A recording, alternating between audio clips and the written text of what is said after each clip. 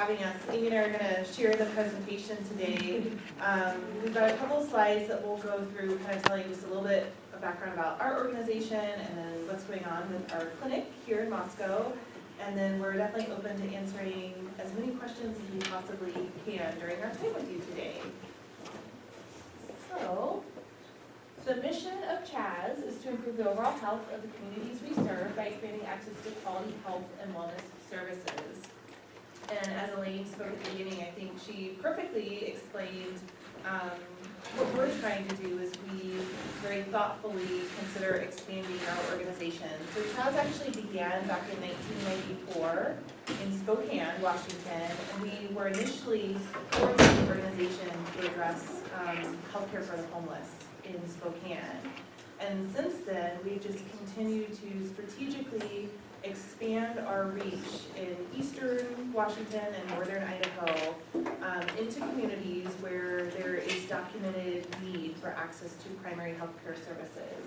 So we actually have 12 sites today, including one here in Moscow. We also have a site down in Lewiston, Idaho, and then one over in Parkston, Washington is our footprint in this area. And down below you can see a list of all the different types of services that we provide. But we consider ourselves a patient-centered medical home. Our goal is to provide integrated services, ideally under one roof as much as possible. So when you walk into our Latah Community Health site, you have access to medical providers alongside behavioral health providers, pharmacists. We have dentists on site now, and we have other services that we provide just within that suite, including like nutrition and labs and everything. So a little bit of background about what type of organization we are. CHAS is a 501c3 nonprofit organization. We have a volunteer board of directors. You will oftentimes hear our type of organization referred to as either an FQHC or a community health center. They basically mean the same thing.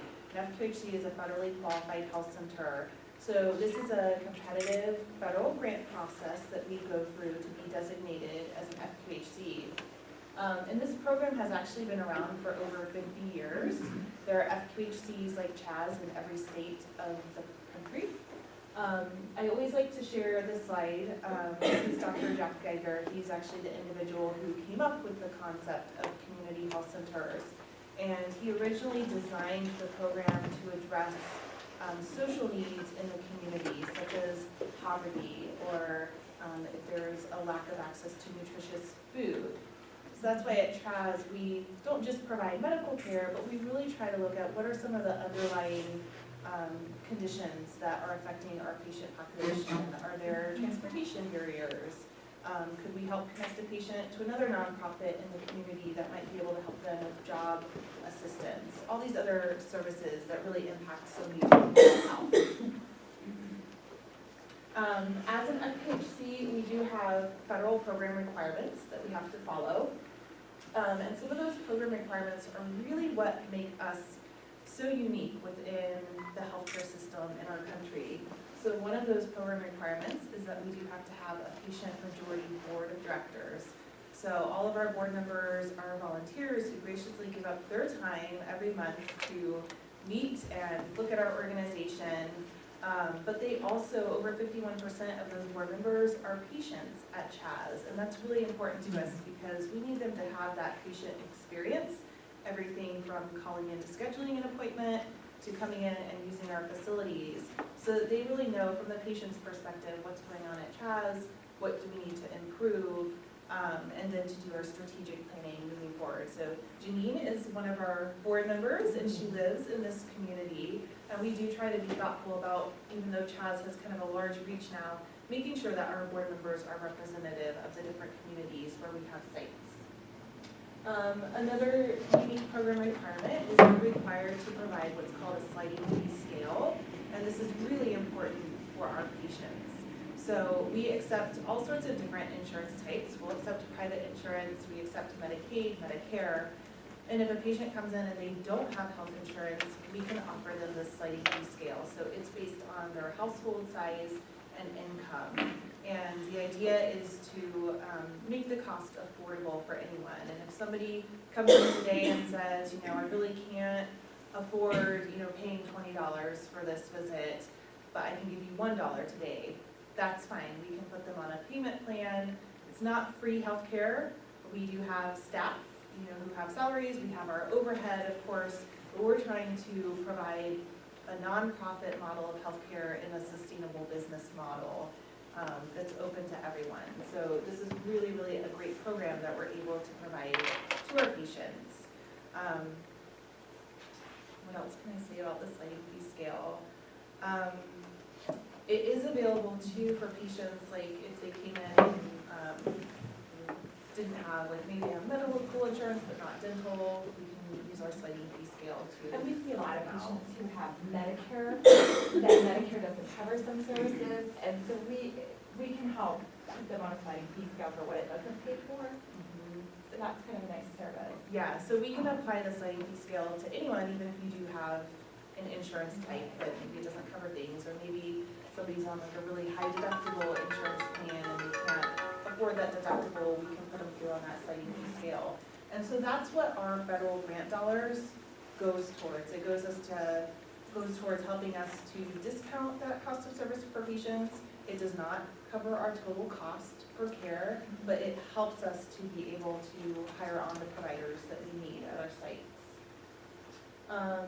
Some of the benefits of being a federally qualified health center, in addition to receiving some of those grant dollars to help us to see more patients, is we also have what's called a 340B pharmacy, which is really, really important to our patient population. As an FQHC, we have the ability to go out and purchase some of the most discounted pharmaceuticals that we can in our country. So we pass along those savings to our patients, and that's why it's really important to have that pharmacy on site. It's not a retail pharmacy. We're not allowed to operate like a CVS and just open up to anyone. It has to just be for the patients who come to our site. But it's great to be able to pass along those medication savings. We also have access to at the federal level, the National Health Service Corps Student Loan Repayment Program. This is really important in rural communities to help us attract providers to come move here. You may have heard there's a primary care provider shortage. That's very true across our country. So quite frankly, at CHAS, for any of our sites right now, when we're advertising to bring in like a new family doc, we are, you know, getting candidates from across the country. It used to be, you know, when we'd advertise, we're trying to find someone locally or maybe in the state. But now it's really reaching out where you're, you know, bringing in a provider from New Hampshire who's interested in moving to this community.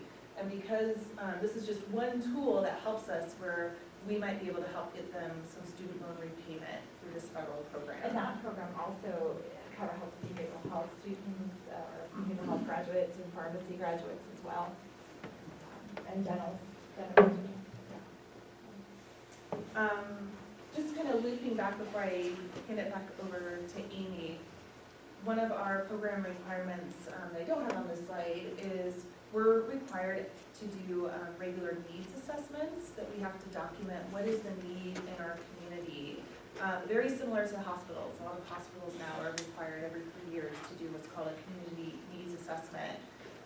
So we do that, we document that need. It's really helpful for us to meet with organizations like you all who are also looking in your community and saying, here's what we need right now. We use that information to inform us whether we're going to move into a community like Moscow or add on certain services like dental services. So a big thank you to you all. We were able to go out and compete nationally for a federal grant last year that we received here for Moscow, Idaho, that allowed us to bring on dental services in this community. That was a really cool opportunity, and one of the things that's really important when we go after those federal grants is we are required to provide letters of support to show that everyone in the community is on board with this and, you know, are documenting that yes, there is a need for this service. So I know the League of Women Voters provided a letter of support. We were so fortunate that there were a lot of other individuals throughout the community too, even local dentists who said, yes, we need more dental, you know, for uninsured and for Medicaid and Medicare in our community. So thank you for helping us to be able to go out and compete for those opportunities.